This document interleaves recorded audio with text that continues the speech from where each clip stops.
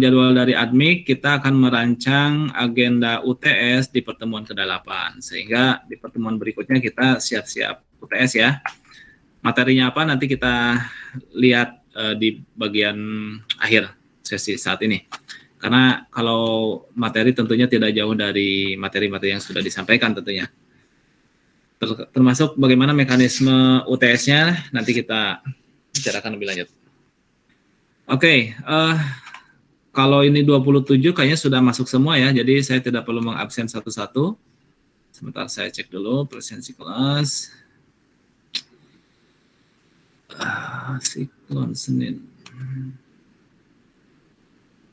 Semuanya hadir. Simpan.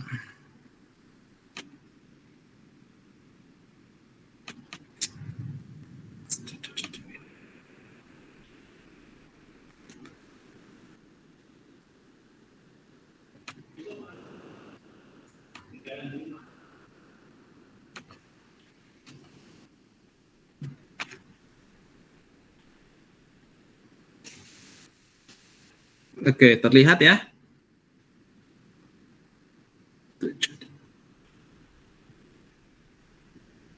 Sebentar. Sudah saya monitor. Oke, kita yang terakhir masih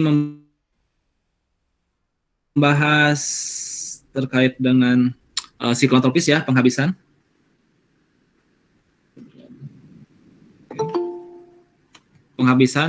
Jadi nanti materi terkait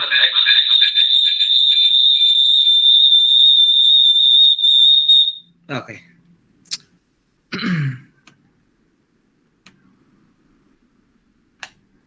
Ya, ada kelihatan ya. Jadi materi terkait dengan yang UTS kita akan sampai siklon tropis. Nanti materi selanjutnya kita materi yang lain. Oke, mungkin langsung aja ya, siklon tropis. Ya, kita kemarin sudah membahas terkait dengan siklon tropis secara umum, pertumbuhannya seperti ini. Kemudian ini adalah nama-nama. Jadi mungkin nanti bisa cek di file yang sudah saya share di SIMAS. Nanti secara spesifik bahwa tropical class cyclone itu ternyata berbeda-beda di setiap basin. Jadi kalau kita mengistilahkan area pertumbuhan siklon tropis itu kita namakan basin ya. Kita namakan basin atau wilayah pertumbuhan siklon tropis.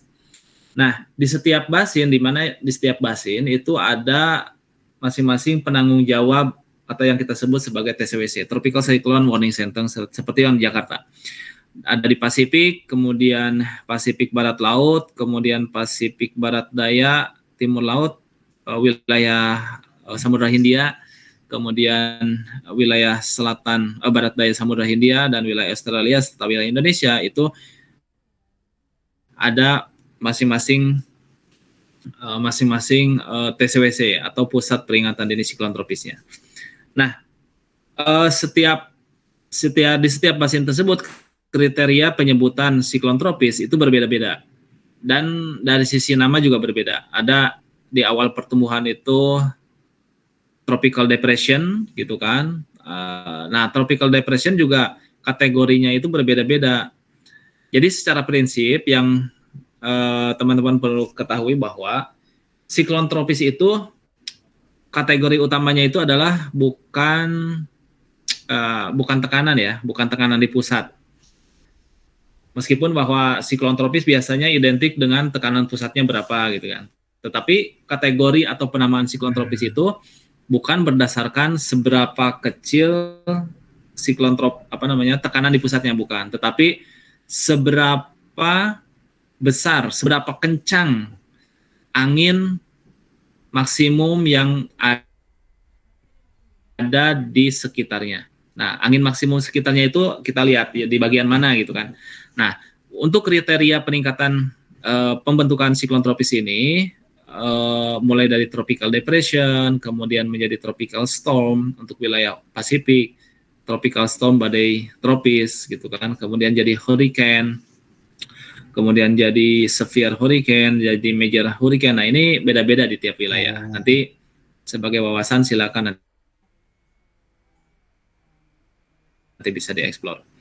Nah, untuk JMA. Nah, kalau di kita kan di wilayah Indonesia itu yang paling sering dimonitor itu adalah di wilayah belahan bumi utara, yaitu di wilayah Filipina, kemudian wilayah Cina, Jepang. Nah, ini ada di monitoringnya JMA Typhoon Center.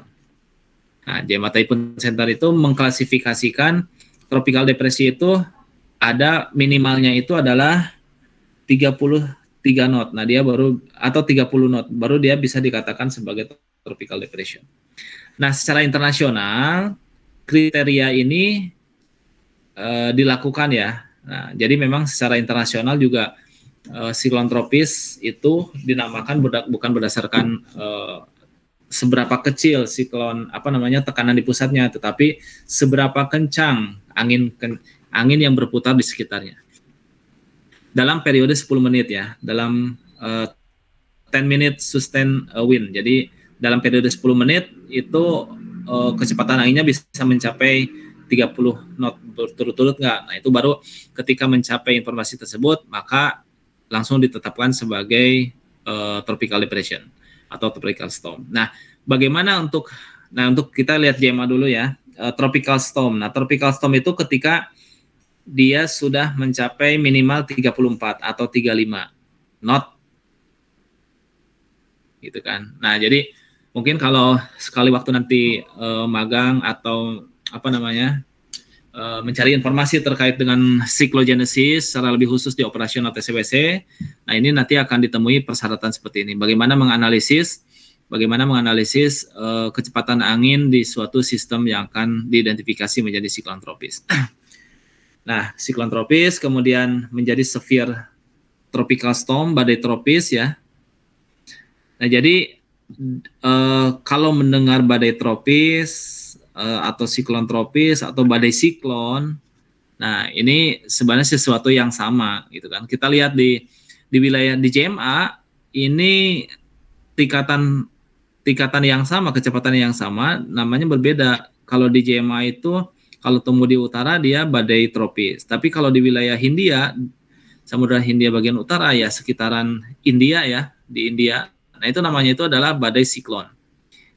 Badai tropis, badai siklon. Kemudian meningkatnya itu berbeda juga, severe tropical storm, badai tropis, dan severe badai siklon. Nah, ini berbeda. Tetapi kriteria anginnya sama. Kriteria anginnya sama ya. Nah, ini jadi supaya tidak bingung nih ketika melihat rilis atau informasi cuaca di TV itu kan secara internasional kok namanya beda-beda. Ya, karena memang penamaannya aja yang berbeda, tetapi fenomenanya sama. Kemudian jadi typhoon, very strong, kemudian tapi secara yang sama itu adalah kriteria anginnya itu seperti ini. Cuma dia threshold untuk penamaan berdasarkan kecepatan angin ini berbeda-beda. Oke, nah kalau bagaimana dengan di Indonesia? Kita coba perhatikan secara spesifik DJMA sudah kita singgung sedikit di sini. Kemudian di Australia atau BMKG itu ya Indonesia itu merefer ke BOM ya, ke Australia. Karena secara wilayah tentunya areanya itu kan, jadi ceritanya dulu sebelum tahun 2008 TCWC dibentuk, kejadian siklon tropis yang terjadi di wilayah Indonesia itu adalah seluruhnya tanggung jawab Australia. Jadi mulai dari penamaan, dari analisis hingga prediksi itu Australia yang mengcounter.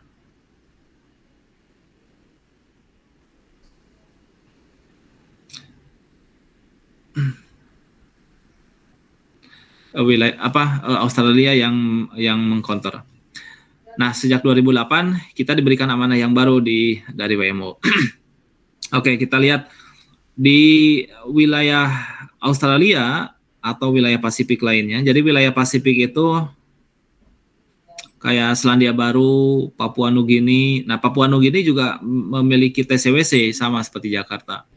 kemudian Solomon Island juga memiliki TCWC. Jadi dia cuma lingkup wilayah kejadian, wilayah area monitoring dan area tanggung jawabnya itu lebih sedikit untuk wilayah mereka. Seperti itu. Termasuk Selandia Baru. Nah, ini wilayah Pasifik. Untuk penamaan siklon tropis tersebut di wilayah Australia dan sekitarnya termasuk Indonesia ini kategorinya cukup banyak ya. 1, 2, 3, 4, 5, 6, 7, 8, ada 8. Di mana untuk kategori siklon, jadi TCWC ketika menamakan seroja, TC seroja yang tumbuh di Kupang waktu bulan April 2021 itu, yaitu kategorinya ketika dia sudah mencapai 35 knot. Nah, di sini ya, kategori 1. Jadi, nama seroja itu diberikan ketika kecepatan anginnya itu dalam 10 menit maksimumnya berturut-turut bisa mencapai minimum 35 knot. Nah, baru dinamakan seroja. Tetapi beberapa hari sebelumnya itu masih di bawah 35 ya kita kategorikan sebagai tropical low atau tropical depression. Nah, untuk bahasa awam BMKG menyebutnya itu sebagai bibit siklon. Jadi kalau mendengar ada rilis dari BMKG terkait dengan potensi bibit siklon tropis, ya itulah. Jadi kategorinya sekitar tropical disturbance, gangguan tropis ya, atau tropical depression, depresi tropis, atau low tropical atau low LPA lah ya, low pressure area. Biasanya kita menyebutnya seperti itu. Kenapa tidak menyebut secara spesifik 3 nama ini? Nah, ini untuk kemudahan bahasa aja. Jadi kita kemudahan bahasa penyampaian ke masyarakat dengan menggunakan istilah yang gampang gitu kan, bibit siklon. Nah, padahal secara spesifik kondisinya itu adalah tropical disturbance, tropical depression atau tropical low. Kemudian muncul 35 knot maka jadi siklon tropis. Nah, kemudian ketika dia meningkat antara 49 mungkin di sini bisa lihat lebih rinci ada 49 knot atau 50 knot maka masuk kategori ketiga. Kategori 2 kemudian masuk kategori 3 hingga kategori 5. Nah, biasanya kalau untuk wilayah Indonesia itu yang saya perlihatkan di slide sebelumnya ya, di materi-materi sebelumnya itu ada seroja dan lain-lain sejak tahun 2008. Itu paling banter kategorinya itu adalah mungkin untuk wilayah Indonesia antara 1 hingga 2. Paling banyaknya 1. Nah, 1 bertahan lama punah atau naik ke 2 udah kategori 2 sebentar di kategori 2 dia turun lagi punah seperti itu. Untuk kategori 5 mungkin yang pernah kejadian ada di wilayah Australia. Nah, ini mungkin nanti bisa dicek di database-nya, tetapi kalau tidak salah sih memang pernah terjadi, tapi sangat jarang terjadi. Seperti itu. Oke, ini terkait dengan nah, untuk yang ini skala Beaufort-nya karena dia kondisinya angin gitu ya. Oke, kita lanjutkan. Untuk penamaan siklon. Nah, untuk penamaan siklon untuk penamaan siklon secara internasional memang ada 3 aturan utamanya ya. Ya, aturan utamanya itu ada list yang ditetapkan akan digunakan ketika terjadi siklon. Kemudian ada list nama yang digunakan sebagai standby. Nah, standby ini digunakan untuk menggantikan siklon yang sudah terjadi. Jadi namanya itu di replace gitu. Tetapi yang nanti kita lihat yang di TCWC Jakarta. Untuk di beberapa wilayah karakteristik penamaan siklon itu ada berdasarkan nama wanita, nama perempuan gitu ya. Kemudian ada yang nama laki-laki campur gitu. Tapi sejarahnya itu dulu memang kejadian siklon hurikon itu diberikan nama perempuan. Nah, saya nggak tahu sejarah penamaan dengan menggunakan perempuan ini kenapa.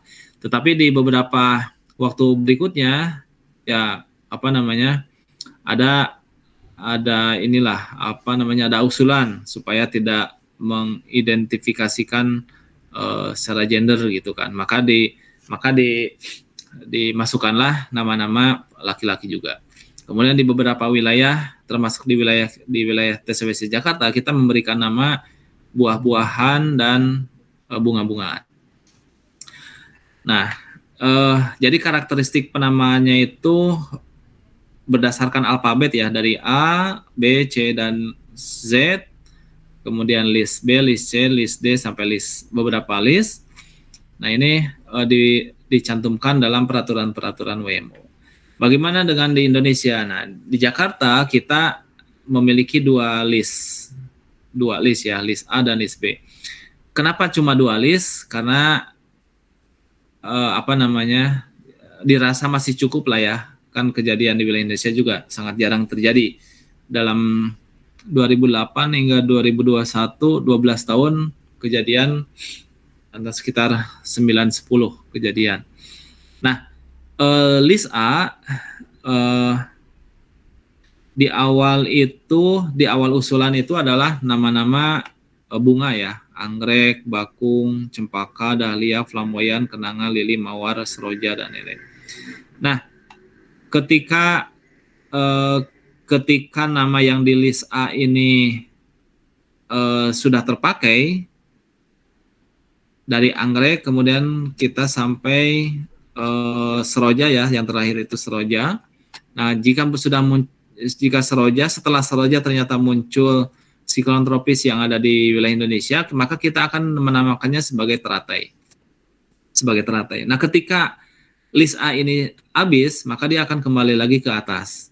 Nah, lalu fungsinya apa ini? Nah, fungsinya ini, list B ini digunakan untuk mereplace. Jadi katakanlah misalkan di seroja ini kita akan mengusulkan penggantian nama. Nah, jadi di peraturan internasional itu ada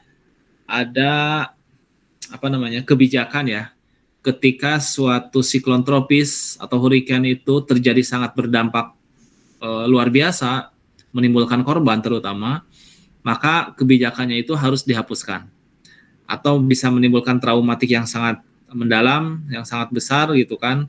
Nah, ini diusulkan biasanya kebijakannya untuk dihapuskan. Nah, seroja juga kondisinya seperti itu. Jadi di periode list berikutnya kita akan menghapus seroja, digantikan dengan apa? Dengan rambutan. Nah, jadi rambutan akan masuk list ke A.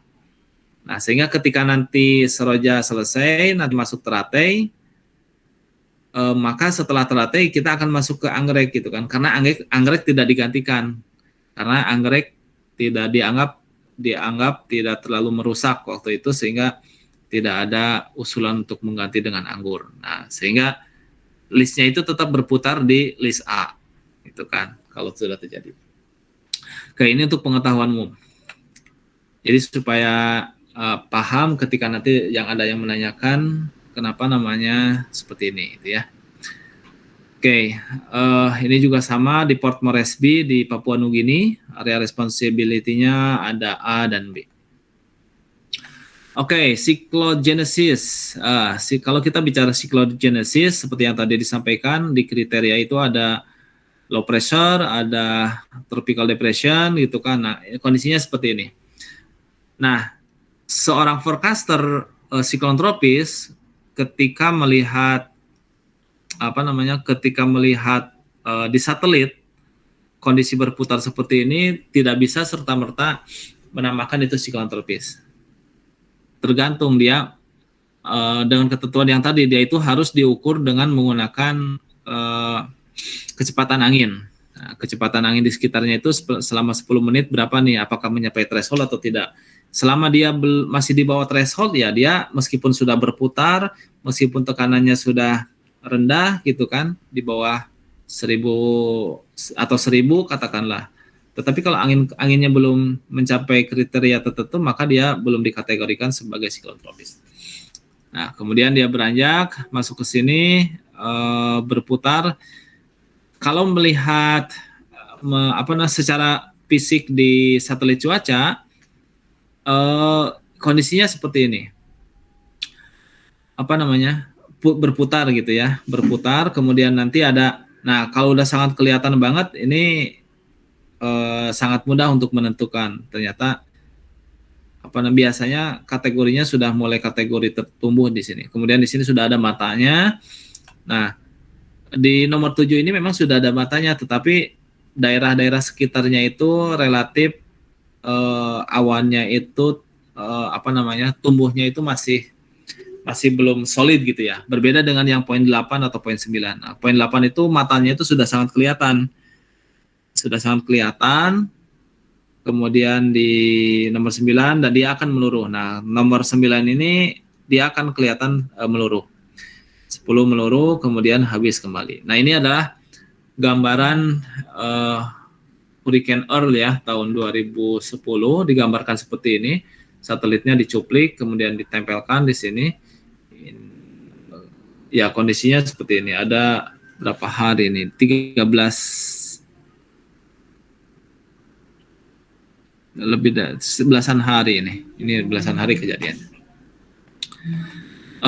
Nah, ini yang tadi saya sampaikan. Jadi sebenarnya kecepatan angin tertingginya itu di mana gitu kan. Nah, ini adalah anatomi siklon tropis. Kita di sini ada, kalau ada matanya ya. Kalau ada matanya sangat apa namanya, kelihatan lah ya. Kalau ada matanya kelihatan ya. Tapi kadang siklon tropis yang kategori 1 atau kategori 2 biasanya dia belum terlihat sangat baik matanya, relatif lebih kabur gitu ya. Kemudian di sini ada yang namanya dinding mata. Nah, jadi sekitar mata di tengahnya, di sininya itu ada dinding mata. Kemudian ada rain band. Nah, rain band ini adalah sabuk ya, sabuk hujan. Nah, jadi sabuk hujan ini membentuk pola, kalau di 3 dimensikan itu seperti dinding yang sangat menjulang tinggi gitu ya. Jadi memanjang seperti itu. Rain band. Nah, kemudian lalu yang disebut dengan angin kencangnya itu di mana? Yaitu di sekitaran mata. Bukan di matanya ya, kalau di matanya kan kecil, tapi di sekitaran matanya sangat kencang. Di sekitaran sini. Oke, nanti kita lihat ya. Nanti akan ada grafik vertikalnya nanti kelihatan. Oke, ini adalah skala intensitas Australia untuk kategori angin siklon tropis ya.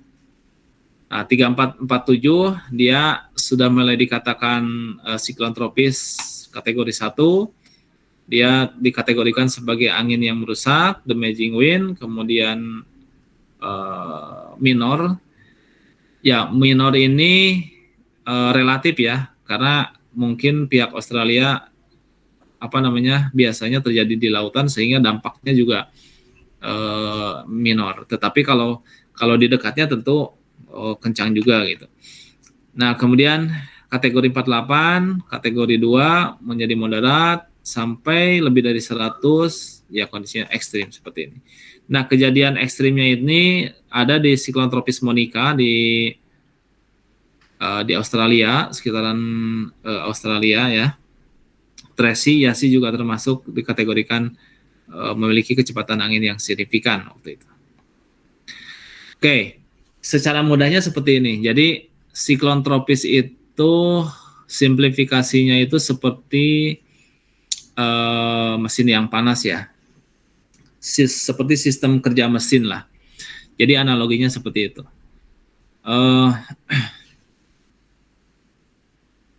Jadi kalau semakin kencang suatu mesin ya dia kerja performa mesinnya itu semakin tinggi. Demikian juga analoginya dengan siklon tropis.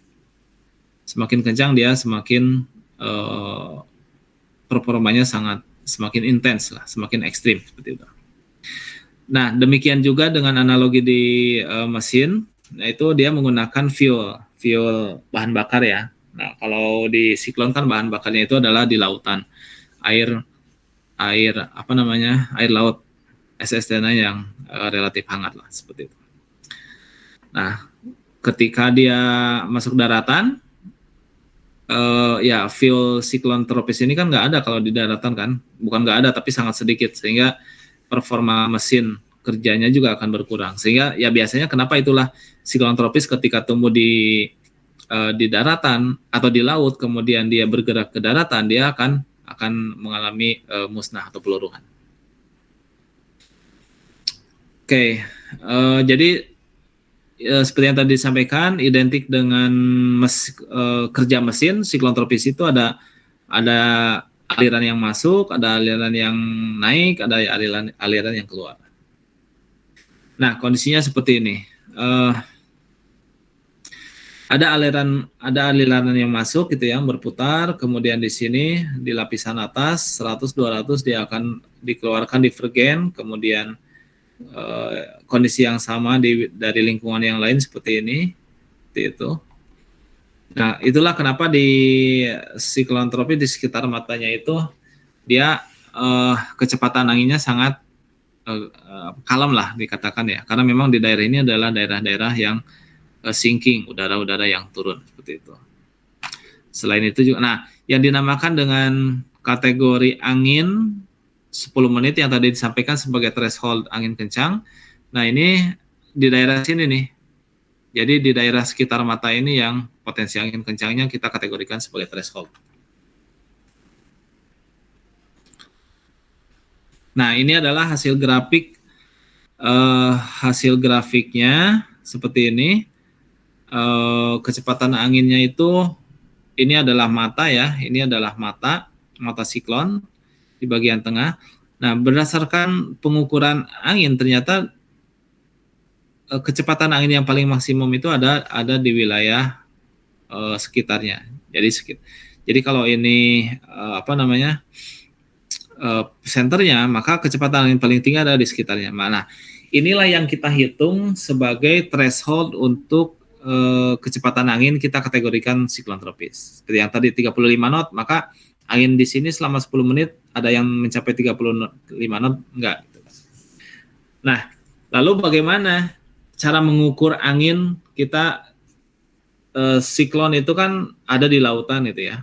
Siklon ada di lautan, kemudian bisa juga tumbuh sangat jauh sekali dari daratan, yang dimana juga di sana tidak mungkin ada data observasi, ada anemometer gitu kan, ada stasiun pengamatan kan tidak mungkin.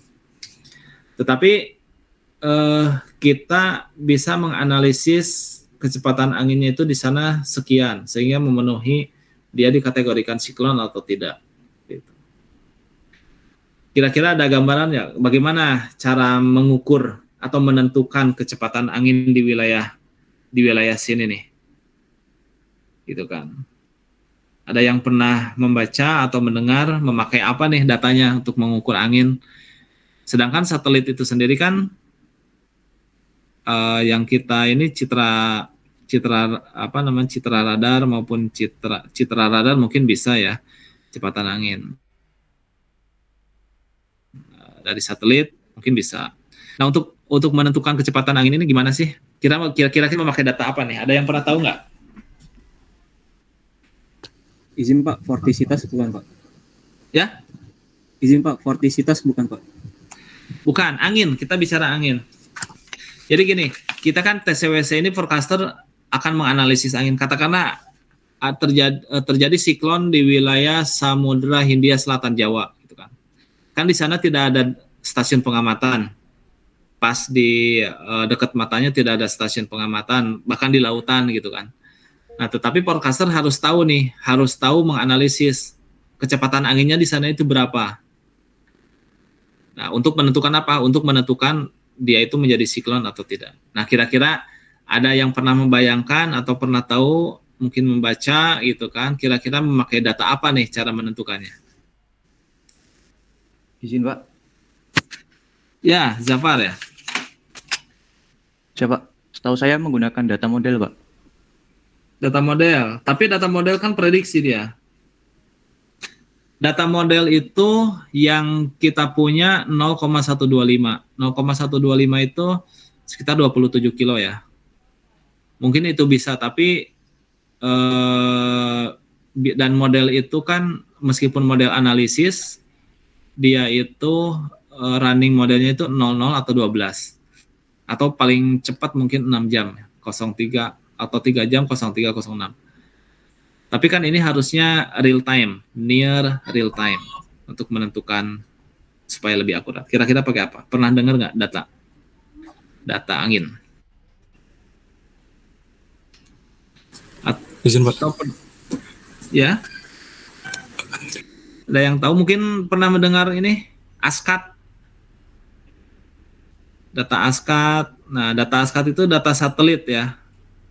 Jadi satelit Himawari yang kita punya itu kan banyak channelnya.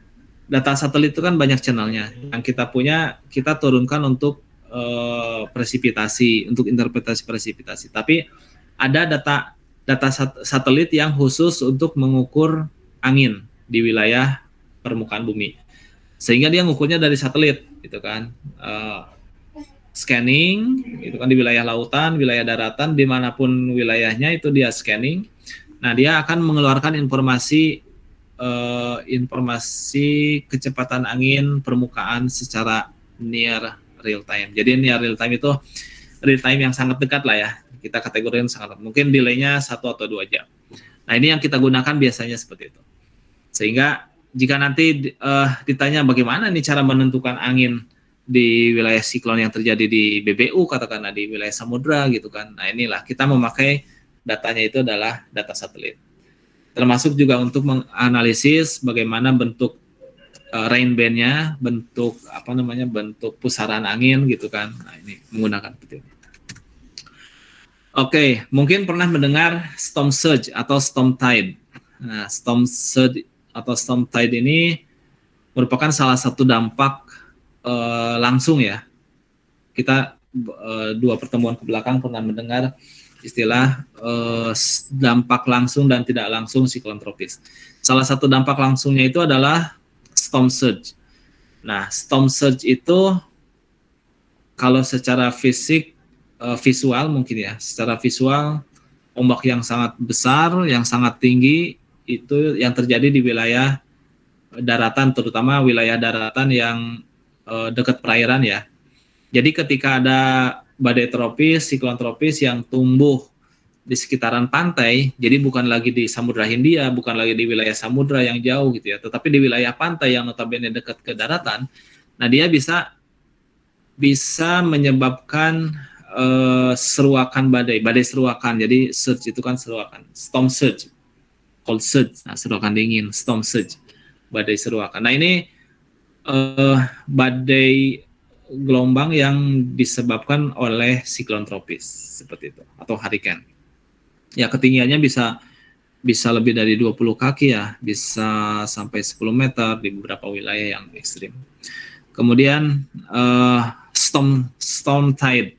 Nah, kalau storm tide itu kan level rise ya. Jadi the water level rise selama terjadinya badai gitu kan. Biasanya kalau storm tide itu sebentar aku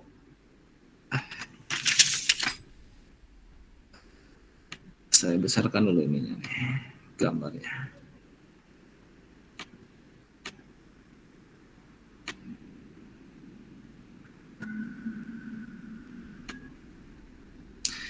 Nah, ini storm tide ini seperti ini. Jadi kenaikan level permukaan laut. Seperti itu ya. Dan biasanya storm tide itu terjadi bisa juga diakibatkan oleh secara astronomi ya, karena adanya gaya tarik karena misalkan pada saat periode bulan purnama kan, kalau bulan purnama kan berarti gaya tarik bulan terhadap permukaan bumi itu menjadi relatif lebih tinggi sehingga terjadi storm tide seperti itu, ditambah dengan siklon tropis gitu kan. Oke, nah sekarang siklon tropis itu bisa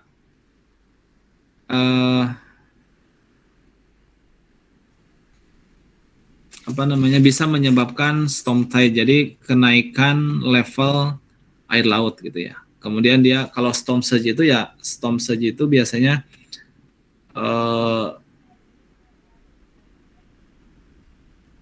karena pengaruh anginnya yang sangat kuat itu kan, jadi surge, jadi seruakan ke sini. Tapi kalau storm tadi itu relatif sangat luas, dia kondisi sangat luas, dan dia ada pengaruh astronomikal dari bulan purnama juga, biasanya seperti itu. Maka kenaikan secara signifikan untuk wilayah perairannya bisa terjadi, itu yang dinamakan dengan storm tide seperti itu.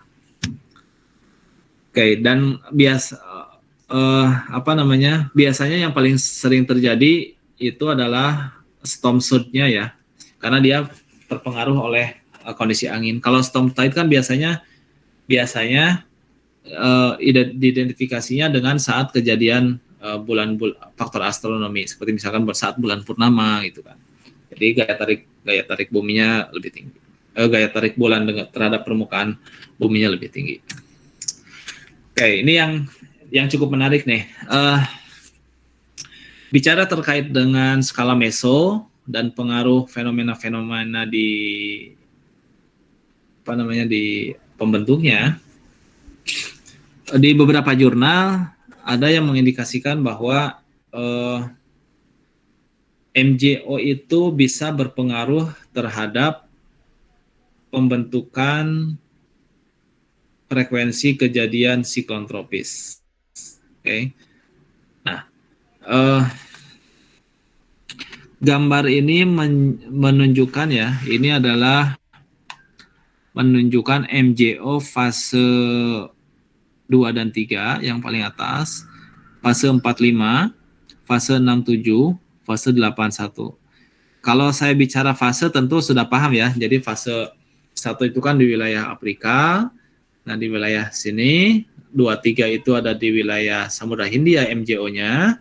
Di wilayah 45 ada di wilayah maritim kontinen Indonesia. 67 wilayah timur Indonesia dan Pasifik Barat, dan 7 hingga 8 dia ada di Pasifik Barat bagian tengah. Nah, itu yang dinamakan dengan fase MJO. Nah, gambaran ini seperti ini. Jadi fase ini adalah kejadian anomali aktivitas siklon tropis, di mana yang biru itu warna biru mengindikasikan berkurangnya siklon tropis aktivitas gitu ya. Oke, mari kita baca bersama. Berdasarkan observasi, ini adalah berdasarkan pemodelan. Kalau observasi kan relatif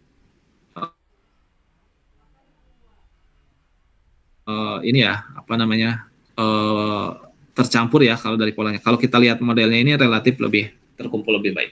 Oke, yang biru ini mengindikasikan penurunan aktivitas siklon tropis. Oke, yang biru ya. Fase 2 dan 3, saat fase 2 dan 3 itu kan kalau MJO-nya itu di fase 2 dan 3 kan tidak berdampak di fase 2 dan 3 MJO itu dia pola konvektivitasnya itu ada di wilayah Afrika atau Samudra Hindia. Bagaimana dengan wilayah Indonesia? Nah, di wilayah Indonesia diindikasikan dia bukan pola konvektivitas, tapi polanya itu adalah subsiden. Jadi paham ya, kalau kita melihat nah seperti inilah. Jadi kalau di sini Afrika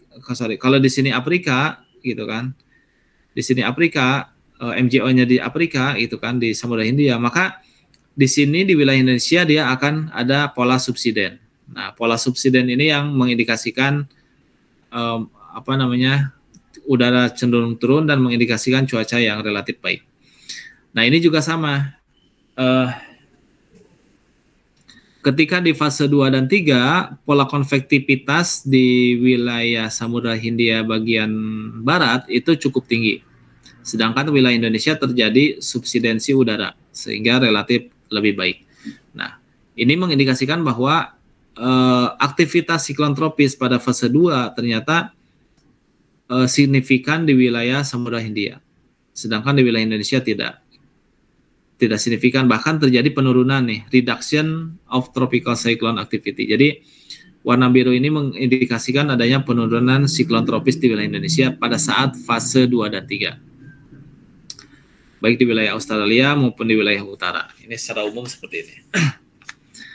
Nah, dari gambar satu ini kita bisa memberikan kesimpulan umum lah ya. Berarti memang MJO ini fase aktifnya itu bisa meningkatkan pertumbuhan siklon tropis. Nah, kemudian fase MJO 45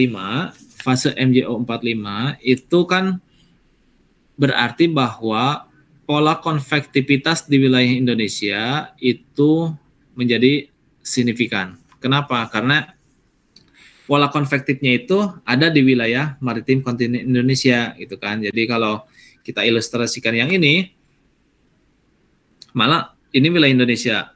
Ini adalah sistem NGO misalkan. Nah, pola konvektivitas di wilayah Indonesia tinggi gitu kan, di wilayah lain kecil, termasuk di wilayah bagian barat maupun di Pasifik Barat maupun di wilayah Hindia Selatan. Tapi di wilayah Indonesia ini adalah tinggi. Nah, kondisinya sama untuk fase 45. Jadi fase 45 itu MJO aktif antara di sebagian besar wilayah Indonesia, mulai dari barat hingga ke wilayah timur. Nah, dari kajian ini terlihat bahwa selama periode 4 dan 5 peningkatan kejadian aktivitas siklon tropis itu sangat meningkat cukup tajam. Di mana untuk wilayah Australia bagian utara atau Samudra Hindia di sini ya kita lihat. Ini peningkatannya bisa 5 hingga 10 siklon tropis selama periode ini 89 hingga 2008. Jadi istilahnya kalau semakin merah semakin tinggi lah ya peningkatan curah hujannya. Nah, ini juga sama di fase 4 dan 5, ketika MJO ada di fase 4 dan 5, maka dia bisa meningkatkan aktivitas siklon tropis di wilayah tersebut. Kemudian berlanjut ke fase 6 dan 7. Nah, fase 6 dan 7 itu relatif sama dengan fase 2 dan 3. Di mana kalau fase 6-7 kan berarti aktivitas siklon tropis, aktivitas MJO-nya itu ada di Samudra Pasifik Barat. Biasanya mulai wilayah Papua Nugini sampai ke wilayah Pasifik Barat. Nah, sehingga apa yang terjadi di wilayah Indonesia, terutama di wilayah bagian barat tengah, itu terjadi pola subsiden. Atau wilayah barat mungkin biasanya pola subsiden, sehingga kejadian siklon tropis tidak terlalu signifikan ketika fase 6 dan 7 MJO. Kemudian di fase 8 dan 1. Nah, kalau fase 8 dan 1 ini kan posisi fase 8 berarti fase 8 itu MJO-nya ada di wilayah Samudra Pasifik bagian tengah. Itu kan. Kemudian kalau fase 1 berarti MJO-nya ada di wilayah Pasifik Barat. Sehingga di wilayah Indonesia itu adanya bukan pola konvektif tapi pola subsiden. Nah, kalau pola subsiden kan artinya dia kondisi cuacanya baik-baik saja. Nah, lalu apa yang bisa kita simpulkan dari gambar ini? Secara umum bahwa siklon tropis itu memiliki kaitan yang cukup signifikan dengan kejadian MJO, di mana MJO itu bisa memodulasi. MJO itu bisa mempengaruhi terjadinya peningkatan. Jadi memodulasi ya. Jadi meningkatkan modulasinya, meningkatkan frekuensinya aktivitas siklon itu. Nah, terbuktinya dari apa ya? Buktinya dari sini. Ternyata selama periode MJO di fase 4 dan 5 bisa meningkatkan aktivitas siklon tropis. Oke, ada pertanyaan terkait dengan ini? Mungkin bisa kurang jelas, nanti silakan. Tapi yang pasti pengaruhnya di mana, yaitu karena kaitannya MJO itu kan pola konvektif yang bergerak ya, dari Samudra Pasifik Barat, Samudra Hindia, Indonesia, Samudra Pasifik Barat. Nah, si pola konvektifnya itu bergerak, maka ketika bersamaan dengan kejadian siklon, maka dia bisa meningkatkan siklon tropis itu sendiri. Oke, Kita lanjut ya, kalau tidak yang ditanyakan, siklon tropis di Indonesia. Oke, kita coba lihat kejadian-kejadian siklon tropis di Indonesia. Nah, ini sejarah tentang TCWC, ini tanggung jawab juga sudah disampaikan. Nah, ini juga nama kejadian-kejadian siklon tropis yang pernah dianalisis di TCWC Jakarta, mulai dari Durga 2008, Kirili 2009, Anggrek 2010. Nah, Kirili juga dia karena waktu itu masih tanggung jawabnya Australia, sehingga namanya itu bukan nama dari bunga atau apa namanya buah-buahan ya yang dikeluarkan Jakarta, tetapi masih nama Australia. Karena apa? Karena waktu itu 2009 wilayah tersebut terjadinya Kirili itu masih wilayah tanggung jawab BOM. Kemudian ada bakung, cempaka, dahlia, flamboyan, kenanga, lili, mangga, dan seroja. Nah, yang seroja ini terakhir sesuai dengan kesepakatan internasional, seroja ini yang akan dihapuskan namanya, digantikan maksud saya. Oke, siklon tropis Durga. Nah, ini siklon tropis Durga 2008, posisinya ada di wilayah Samudra Hindia Selatan, mulai tumbuhnya itu di Samudra Hindia barat daya Lampung atau barat daya Bengkulu ya. Di sini kemudian ya bergerak selama berapa hari nih?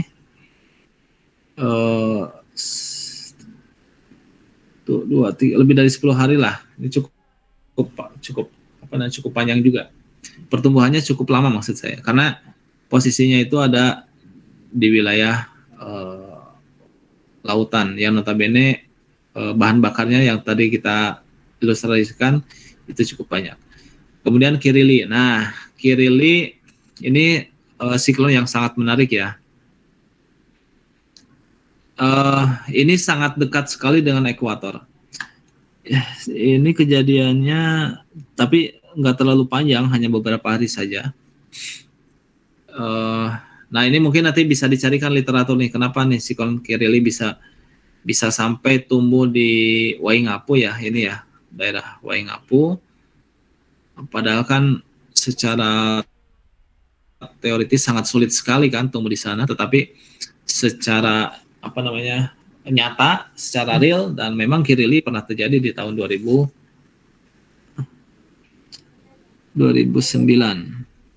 seperti ini.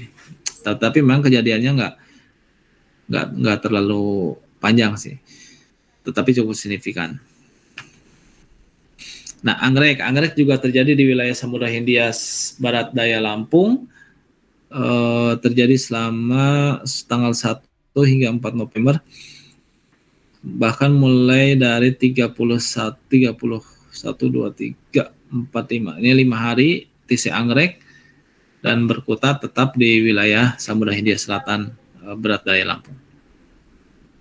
Kemudian TC bakung. Nah, TC bakung juga bulan Desember 2014. Nah, mungkin ada yang cukup menarik ya untuk wilayah seperti Durga, ini kan wilayahnya relatif sama di wilayah Samudra Hindia barat daya Lampung.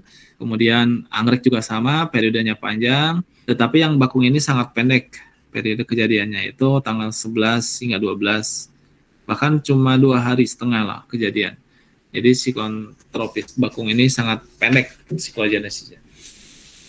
Kenapa perbedaan tersebut bisa terjadi? Karena banyak hal yang bisa dimungkinkan terjadi ya. Misalkan meskipun area wilayahnya sama, tetapi mungkin pada saat itu kondisi SST-nya yang anomalinya yang relatif untuk bakung misalkan tidak terlalu signifikan atau tidak terlalu luas, sehingga area kejadiannya juga untuk bakung relatif kecil. Kemudian ada faktor-faktor lain yang bisa sangat berpengaruh, seperti misalnya kondisi angin, sinoptiknya seperti apa gitu kan. Banyak hal. Nah, ini adalah siklon cempaka. Nah, untuk wilayah yang tinggal di Jogja atau ya wilayah pesisir selatan 2017 mungkin pernah mengetahui kejadian siklon tropis cempaka ini. Kejadiannya tanggal 25 hingga tanggal 29, 4 hari, dan itu terjadi di wilayah selatan Jawa Tengah. Nah, siklon Dahlia. Nah, siklon Dahlia juga kejadiannya itu relatif berbarengan dengan cempaka. Jadi setelah cempaka ada Tise Dahlia tumbuh. Jadi cempaka baru punah gitu kan, kemudian Tise Dahlia tumbuh. Nah, tracknya seperti ini. Dia menyusur dari Samudra Hindia Selatan Lampung sampai selatan Jawa, kemudian ke arah Australia. Nah, ini adalah TC berikutnya di TC Flamboyan. Kejadiannya juga sama di Samudra Hindia Selatan atau Barat Daya Lampung, Barat Daya Bengkulu. Kondisinya seperti ini, tracknya seperti ini. Ini adalah informasi angin dan kecepatan serta tanggalnya. Kemudian ini adalah TC Kenanga.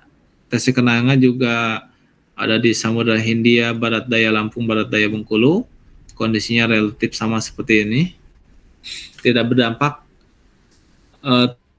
terlalu signifikan ke wilayah Indonesia, termasuk dampak tidak langsung juga tidak terlalu signifikan ya, karena kondisinya sudah sangat jauh. Ini adalah TC Lili. Nah, TC Lili juga. Nah, siklon Lili ini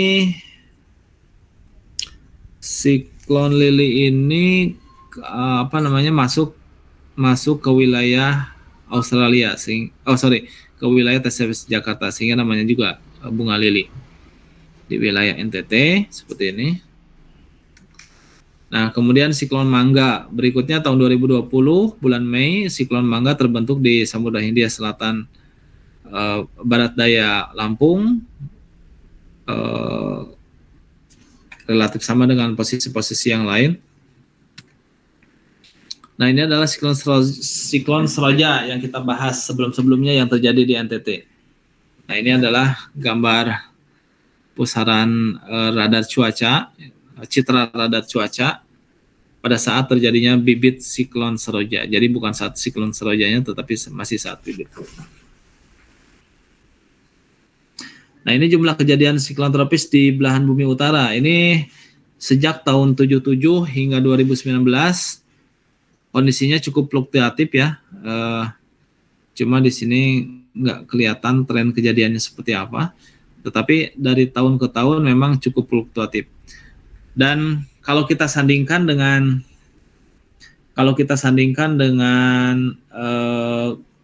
kejadian La Nina, mungkin ini fluktuatif kejadian ini bisa terlihat apakah memang benar siklon tropis di wilayah utara itu dipengaruhi oleh La Nina misalkan, atau kejadian saat terjadinya MJO. Kemudian ini jumlah siklon tropis di BBS juga relatif sama sejak tahun 84 hingga 2020. Ini sangat fluktuatif kejadiannya. Yang paling tinggi itu tahun 96. Tahun 96, nah nanti bisa diidentifikasi tahun 96 ini kenapa nih di wilayah selatan Indonesia kejadiannya itu sangat tinggi. Ada apa nih gitu kan? Apakah La Nina? Apakah saat ada ENSO, La Nina atau El Nino, atau ada MJO misalkan seperti itu? Nah, itu nanti bisa diidentifikasi. Pasti peningkatan kejadian siklon tropis di tahun ini ada penyebabnya ya. Karena kalau kita rata-rata normal paling sekitaran antara 6 atau 5 lah ya, kalau kita rata-ratakan secara kasar. Tetapi di tahun 96 ini sampai 2 kalinya, sampai 14 kejadian. Nah, ini nanti coba dicari tahu kira-kira di tahun 96 ini ada apa nih gitu kan, ada La Nina atau seperti apa. Karena pasti ada pengaruhnya. Nah, atau di tahun 93 sangat kecil sekali nih kejadiannya ya. Ada apa? Nah, ini bisa diidentifikasi apakah karena saat terjadi ENSO atau ada apa gitu kan. Ini juga sama di 2015. Nah, ini kalau kita bicara terkait dengan siklon tropis, kita akan mengenal yang namanya cyclone season atau musim siklon ya. Musim kejadian siklon tropis. Ya, inilah siklon tropis di wilayah selatan Indonesia itu paling tinggi ada di bulan-bulan Desember, Januari, Februari. Jadi berbarengan dengan potensi atau musim hujan, puncak musim hujan di wilayah Indonesia. Tetapi area kejadian ini tentunya luas ya, tidak hanya dekat wilayah Indonesia, tetapi sekitaran wilayah Australia yang notabene bisa berpengaruh terhadap kondisi cuaca di Indonesia juga dimasukkan di sini. Tapi secara umum kita bisa berkesimpulan musim siklon tropis di wilayah selatan itu adalah antara periode November hingga April.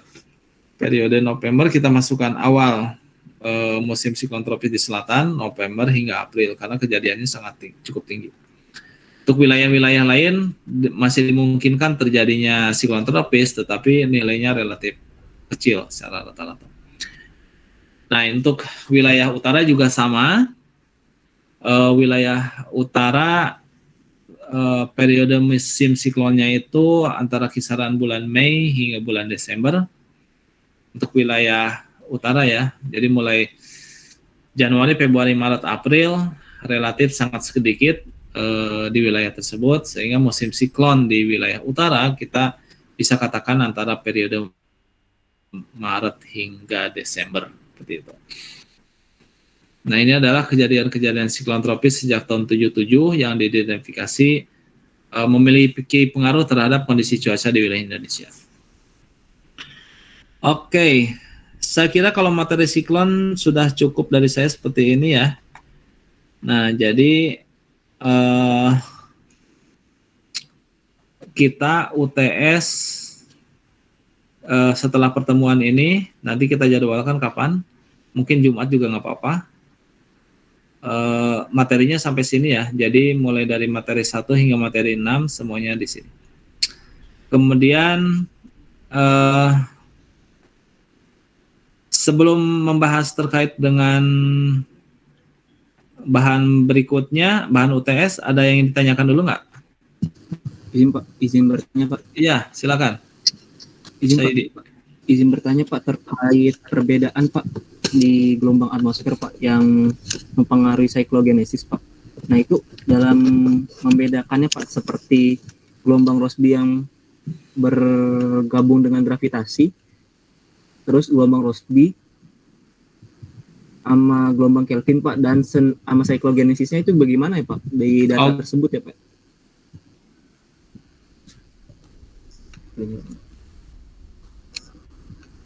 Gitu ya.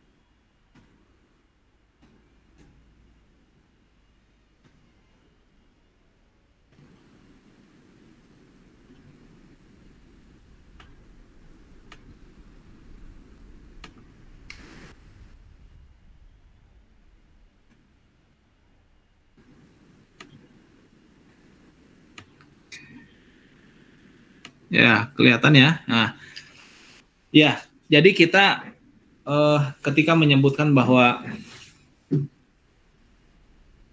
ada MJO, ada gelombang Rossby, ada low pressure area, ada gelombang Kelvin. Dari mana sih sebenarnya cara melihatnya gitu kan? Karena kalau dari satelit yang Himawari itu nggak bisa. Kita secara apa namanya mengidentifikasi bahwa oh ini MJO, oh ini polanya MJO, ini polanya Rossby wave, ini polanya gelombang Kelvin. Nggak bisa. Nah, lalu apa yang perlu dilakukan? Maka di ini halaman webnya nanti bisa diakses. Di sini kita disiapkan dengan informasi parameter OLR, outgoing long wave radiation. Nah, OLR ini kan mengindikasikan ketika dia semakin nilainya negatif, itu menunjukkan bahwa outgoing long wave radiasinya itu sangat kecil. Artinya pancaran gelombang panjang dari bumi ke atas itu sangat kecil. Yang mengindikasikan apa? Yang mengindikasikan tingkat perawanan yang signifikan, yang sangat tinggi. Nah, ini cara membacanya seperti itu, OLR gitu kan. Nah, di dunia internasional, di halaman ini di NCICS itu sudah ada peta yang mengindikasikan, yang sudah memfilter bahwa itu fenomena MJO, itu kita bisa membedakan itu adalah fenomena Rossby wave, itu kita bisa mengindikasikan adanya Kelvin wave. Nah, mereka caranya seperti apa? Mereka sebenarnya sih menggunakan satelit dan pemodelan. Cuma mereka menggunakan algoritma filtering gitu kan. Jadi memfilter kembali nih yang termasuk data dia itu sebagai aktivitas MJO dia filter. Yang dia anggap sebagai Kelvin wave dia filter, yang dianggap sebagai Rossby wave maka dia filter. Nah, kemudian digabungkan menjadi peta seperti ini. Nah, ini legendnya kita lihat. Garis hitam ini adalah MJO, garis biru ini adalah gelombang Kelvin, low ini adalah, ya ini karena ada posisi low gitu kan, tropical low, kemudian yang merah ini adalah Rossby wave. Nah, yang warna hijau tua ini, semakin tua ini adalah OLR, jadi tingkat perawanannya tinggi. Nah, kita lihat, katakanlah, jadi kalau tadi ditanya bagaimana kita mengidentifikasikan bahwa ternyata ada MJO, ternyata ada Rossby wave, ada Kelvin wave, ya kita membacanya dari ini. Karena kalau kita membaca dari satelit itu tidak mudah dan sangat sulit ya, karena memang belum difilter untuk informasi itu. Nah, kalau ini kan sudah difilter, udah ada MJO-nya, udah ada Kelvin-nya, udah ada Rossby wave-nya ditampilkan dalam bentuk dampaknya apa? Yaitu OLR yang semakin gelap warnanya. Nah, beberapa tahun terakhir ini memang data yang relatif baru ya, relatif baru itu beberapa tahun terakhir lah. Dan ini sangat membantu bagi kita untuk mengidentifikasi potensi cuaca ekstrim dalam sepekan ke depan minimal. Atau bahkan di halaman ini kita bisa mengakses untuk 10 harian. Jadi kalau ini kan ada yang 1 harian, ada yang 3 harian. Nah, kebetulan ini yang saya tampilkan yang 3 harian. Kalau yang 3 harian dia bisa sampai 2 dasarian. Kalau dia 10 harian dia sampai bisa sebulan ke depan. Nah, dengan informasi ini kita bisa mengidentifikasi potensi cuaca ekstrim atau potensi cuaca secara umum ya. Nah, kita BMKG melihat kondisi ini sudah merilis potensi cuaca ekstrim hingga 11 November. Kita bisa yakin dengan rilis tersebut adanya potensi cuaca ekstrim sampai pertengahan November. Kenapa? Karena kita memiliki data ini. Plus didukung dengan data prediksi NWP, kemudian data observasi, termasuk juga karena memang ada La Nina gitu kan. Nah, ini yang menjadi signifikan. Makanya untuk periode hingga pertengahan November kita sudah mengalami La Nina gitu kan. La Nina ini kategori lemah tetapi masih cukup signifikan untuk potensi hujan. Plus ditambah untuk sepekan ini paling tidak sampai pertengahan November aktivitas MJO. Nah, kita lihat di tanggal 11 November ini MJO warna hitam, kemudian ada Rossby wave, ini bergabung semua nih dalam satu periode. Nah, ini yang kita khawatirkan, makanya kita rilis warning informasi cuaca, di mana potensi-potensi banjir tentunya bisa sangat signifikan. Nah, seperti itu. Jadi nanti kalau ditanya, kok BMKG gimana bisa memprediksikan sepekan ke depan, bisa memprediksikan ada potensi cuaca ekstrim? Ya, salah satunya ini. Kita bisa mengindikasikan terjadinya peningkatan curah hujan karena fenomena gelombang atmosfer ini. Ya, ini data yang sangat berguna nih, nanti sekali waktu kalau sudah dioperasional, ini tentu akan sangat dibutuhkan. Nah, kalau nanti ya mungkin ini masukan aja kalau di saat tugas akhir mengkaji terkait dengan MJO. Nah, ini data yang sangat bagus nih. Data terkait dengan MJO dalam bentuk indeks nilai juga ada, itu di BOM, di webnya WOM nanti bisa diakses. Datanya itu harian, nanti di sana ada indeks MJO. Indeks MJO-nya sekian, di fasenya berapa, itu dalam bentuk harian, dan itu sejak tahun berapa ya, 2015 kayaknya Mas ya, kayaknya ada, udah beberapa tahun yang lalu. Jadi historisnya ada. Itu kalau ini kan dalam bentuk image. Nah, kalau dalam bentuk image itu ya keterbatasannya hanya paling beberapa hari ke belakang, habis itu replace, ganti yang baru.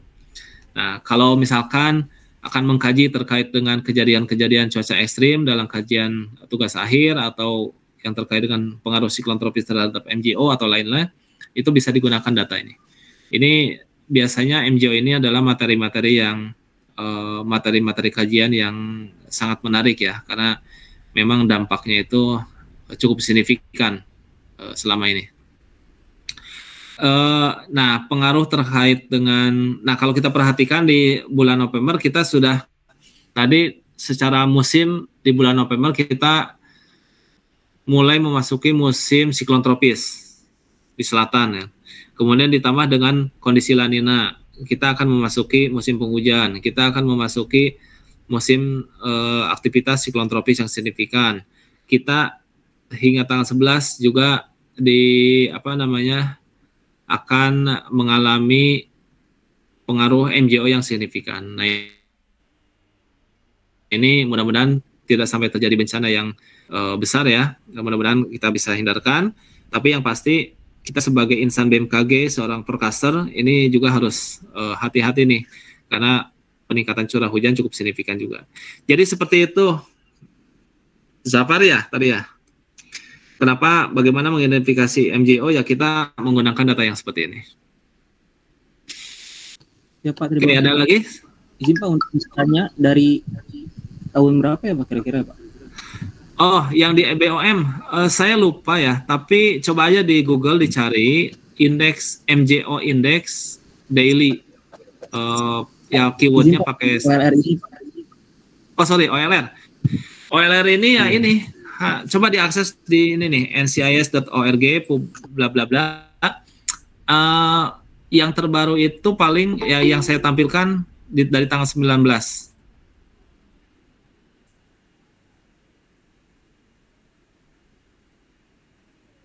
Jadi yang untuk tahun-tahun sebelumnya udah nggak ada. Makanya kalau mau mengkaji nanti ini harus rutin disimpan nih, harus rutin mengakses webnya, kemudian menyimpan gambarnya, karena datanya data gambar seperti ini. Kalau yang di BOM itu sampai beberapa tahun ke belakang ada data MJO-nya, ada indeks dalam bentuk indeks bahkan numerik, jadi bisa diolah.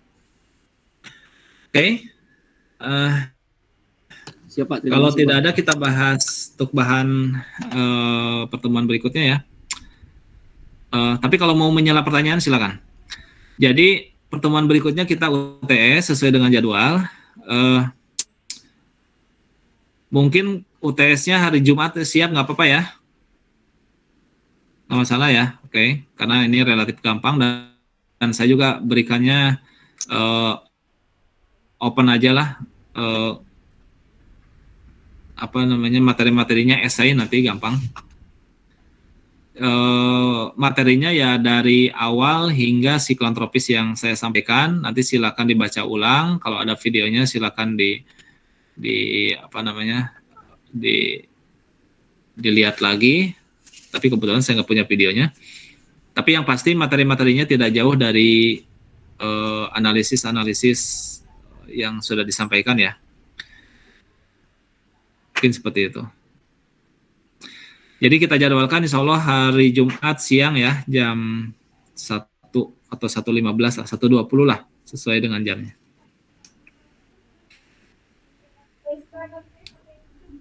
Kalau dari saya cukup.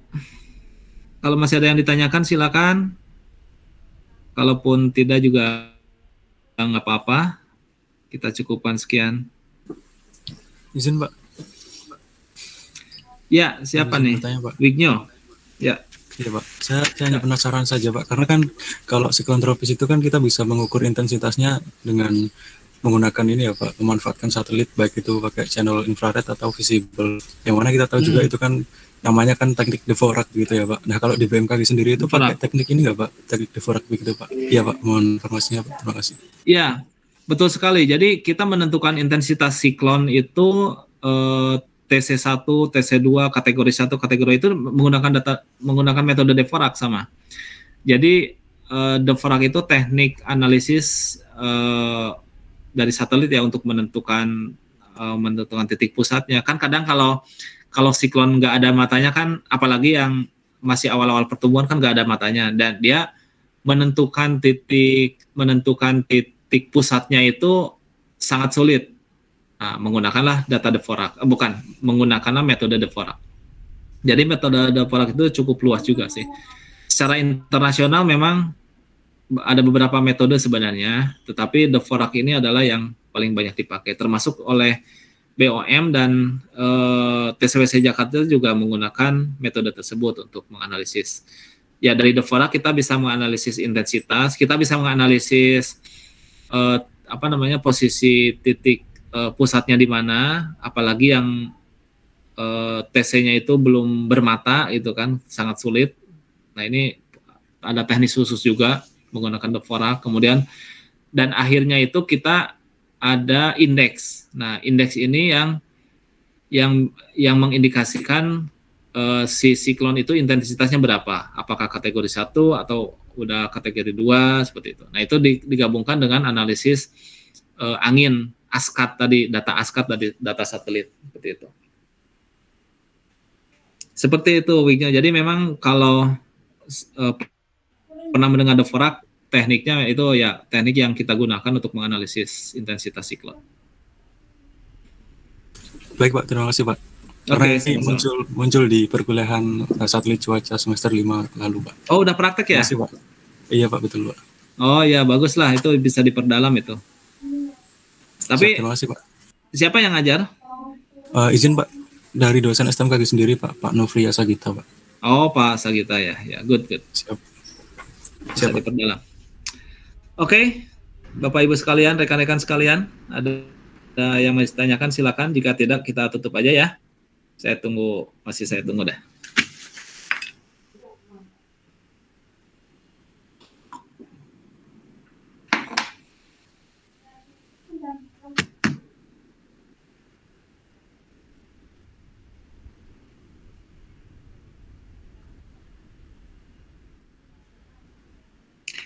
Ada kabar nggak mulai kapan offline ini kuliah? Izin Pak, dari kampus masih belum ada Pak. Oh gitu ya. Semester depan pun belum ada kabar ya? Siap, belum Pak sejauh ini. Oke. Enakannya online apa offline? Mohon izin Pak, izin bertanya Pak. Iya boleh silakan. Mohon izin Pak, terkait UTS tadi Pak, itu menggunakan media apa ya kalau boleh tahu Pak? Sorry, diulang. Menggunakan apa? Mohon izin Pak, untuk UTS nanti media yang akan digunakan apa ya Pak? Dan apakah ada meeting di saat UTS nanti Pak? Terima kasih Pak. Yang pasti metodenya essay ya. Nanti saya belum memutuskan apakah harus di meeting, tapi kalau essay kan kalau saya sih fleksibel, nanti bisa offline, artinya tidak harus ada meeting seperti ini, tetapi dikumpulkan dalam waktu beberapa jam, misalkan seperti itu. Seperti itu paling kondisinya. Saya juga nggak mewajibkan untuk online, tapi yang pasti materinya essay seperti itu.